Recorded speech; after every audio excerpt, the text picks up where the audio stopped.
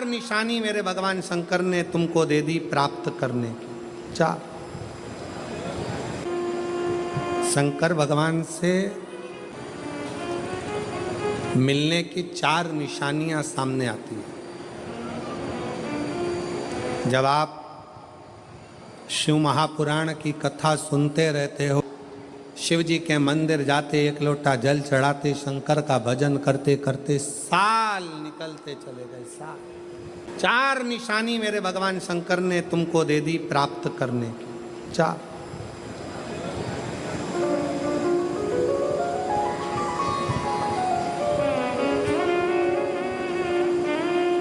चार संकेत शिव मिलने के, शिव समागम के, शंकर को प्राप्त के। पहला संकेत भगवान शंकर देते हैं अपने भक्त को, जो भगवान शिव की कथा को निरंतर सुनता रहता है, शिवालय जाता रहता है, एक लोटा जल चढ़ाता रहता है, शिव को भजता रहता है, श्री शिवाय नमस्तुभ्यम कहता रहता है। उसको पहला संकेत भगवान शंकर देते हैं अपने मिलन का, उसको स्वप्न में दर्शन देते हैं। जब भगवान शंकर का दर्शन बार बार स्वप्न में होने लगे, समझ लेना कि तुमने पहली परीक्षा पास कर ली, तुम दूसरी क्लास में पहुंच रहे। दूसरी क्लास। शिव जी से मिलने के चार संकेत मेरे भगवान शंकर दे देते। पहला संकेत कौन सा है? जम के उत्तर दो। शंकर भगवान जम के बोलो, काय में आने लगे? सपने। और रात शाम, वो कहते ना, रात शाम सपने में आए। वो कहते रात शिव सपने में आए, बोले मेरे सपने में आए। और गंगा बहा गए, गंगा बहा गए। भगवान शिव जब स्वप्न में दिखने लगे, स्वप्न में आने लगे, स्वप्न में दिखने लगे, समझ लेना तुम्हारी पहली परीक्षा पास हो गई और तुम आगे बढ़ गए। आगे। अब शिव तुम्हारे करीब में आ रहे हैं। दूसरा संकेत भगवान शंकर देते हैं शिव महापुराण की कथा सुनने वालों को। पहला संकेत शिव जी ने दिया, अगर शंकर सपने में आए समझ लेना शिव जल्दी मिलने वाले हैं। दूसरा संकेत, जिस शिवलिंग की तुम घर में पूजन करते हो, जिस शिवलिंग के मंदिर में पूजन करते हो, मान लो वो शिवलिंग कभी तुमको उसमें शंकर का प्रतिबिंब दिखने लगे, कभी तुम्हें ऐसा लगे कि कोई मुझे झांक रहा है, कभी तुम्हें ऐसे लगे कि मंदिर में और कोई भी है, तुम्हें कभी लगने लगे कि ये शंकर का शिवलिंग हिल रहा है, कभी तुम्हें लगे तुम्हारे घर में रखा हुआ शंकर का शिवलिंग कोई मनुष्य की आकृति जैसा दिख रहा है, कभी तुमने लगने लगे कि जिस मंदिर में मैं जाती हूँ वहाँ का शंकर का शिवलिंग ऐसा लग रहा है कि मंदिर में और भी लोग बैठे हैं। तुम मंदिर से निकल रही थी, पीछे से कोई की आवाज़ आई, तुमने पलट कर देखा कोई नहीं, तुम्हें लगने लगे, समझ लेना कि तुमने शिव पुराण की दूसरी परीक्षा पास कर ली। शंकर तुम्हारे करीब में आने चाहिए, शिव तुम्हारे करीब में आ रहे हैं, करीब। और शिव महापुराण की तीसरी परीक्षा, शंकर संकेत देते हैं मिलन का संकेत। पहला संकेत स्वप्न, दूसरा संकेत अपने इष्ट मूर्ति का हलचल, और तीसरा संकेत जब आप कुछ सोचो और वैसा कि वैसा ही तुम्हारे साथ 2 दिन या 5 दिन में हो जाए, समझ लेना कि तीसरा संकेत दे दिया, मतलब शंकर अब तुरंत मिलने वाले हैं। तुमने सोचा, अपने बेटे से कहा, देख बेटा मत कर ऐसा, ऐसा करेगा तो उसके साथ ऐसा हो जाएगा। बेटी मुझे लग रहा है कि ये काम गलत है, बेटा तू ऐसा कर ले, ऐसा हो जाएगा। संकेत तुम्हें मिलने लगे और तुम्हारी विवेक, तुम्हारा एंटीना, तुम्हारी बुद्धि, तुम्हारा चित्त प्रबल हो जाए, समझ लेना कि शिव मिलने वाला। संकेत शिव।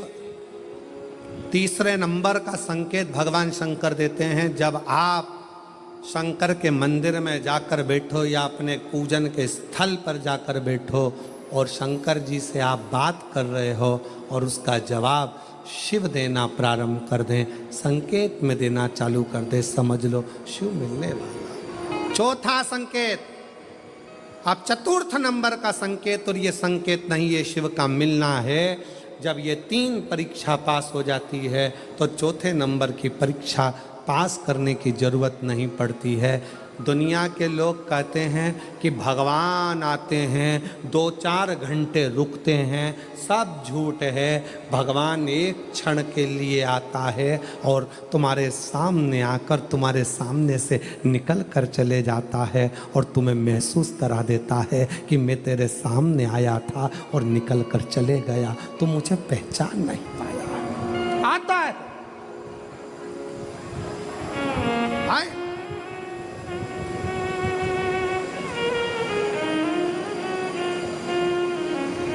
पांच दिन की शिव पुराण चल रही है, सुबह से लेकर रात तक, रात से लेकर सुबह तक, सुबह से लेकर रात तक 5 दिन की यह शिव पुराण कल विराम हो जाएगी। कल तक में तुमने 5 दिन जो सवेरे भोजन से लेकर, नाश्ते से लेकर रात को सोने तक और सोने से सुबह तक, सुबह से फिर रात तक जो क्रम करा, 5 दिन का क्रम उठाकर देखना। अगर तुमने दिल से पंडाल में शिव महापुराण की कथा सुनी है तो श्रवण करने वाले को एक क्षण के लिए शंकर का दर्शन होता जरूर है, भले वो किसी अंश रूप में हो, वो होगा, प्राप्त हो।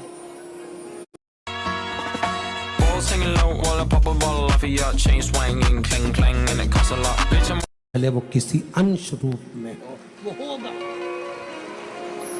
प्राप्त हो। क्यों? ब्रह्मा ब्रह्मलोक में है, भगवान विष्णु बैकुंठ लोक में है, भगवान शंकर मृत्यु लोक में। ये मृत्यु लोक मेरे देवाधिदेव महादेव का है, शिव का, ये शंकर का है। जब ये शिव का लोक है, शंकर का लोक है, तो जब हम हृदय से भगवान शिव को पुकारते हैं तो एक क्षण के लिए शिव आता जरूर है। श्री शिवाय नमस्तु। चित्तवृत्ति में वही समाहित हो, वही। कोई पुण्य का भागी नहीं है, सबके सिर पर पाप की गठरिया। पार्वती, अमरनाथ की गुफा में भगवान शंकर कहते हैं, संसार सागर में कलयुग में आपका जन्म हुआ है तो मस्तक पर पाप की गठरिया भरी पड़ी है। कोई तुमसे कहे कि हमारा श्राप लग जाएगा, बद्दुआ लग जाएगी, ये लग जाएगा, वो लग जाएगा, दुनिया के लोग तुम्हें डराएंगे, धमकाएंगे। डरने की जरूरत नहीं है। संसार सागर में कोई दूध का धुला हुआ नहीं है। शिव पार्वती से कहते हैं, संसार में वही श्रेष्ठ है जो शिव की आराधना में डूबा है और शंकर के मंत्र का स्मरण कर रहा है।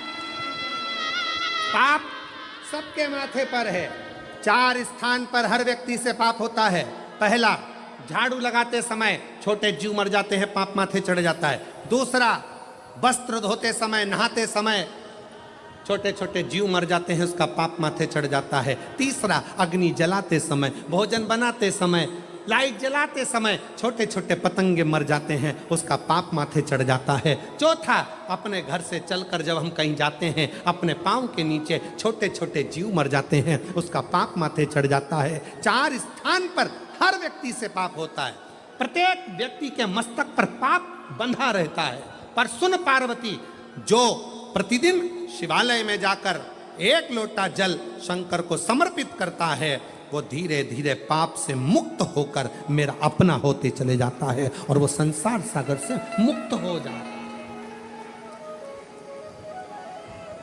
बहुत डराया गया संसार में, लोगों ने खूब डराया आप लोगों को, ऐसा मत करना पाप लग जाएगा, ऐसा मत करना पाप लग जाएगा, ये मत करना पाप लग जाएगा, भगवान को ऐसे भोग लगा दिया पाप लग जाएगा, भगवान को ऐसे जल चढ़ा दिया पाप लग जाएगा, भगवान को ऐसा कर दिया पाप लग जाएगा, भगवान को ऐसे प्रणाम कर लिया पाप लग जाएगा।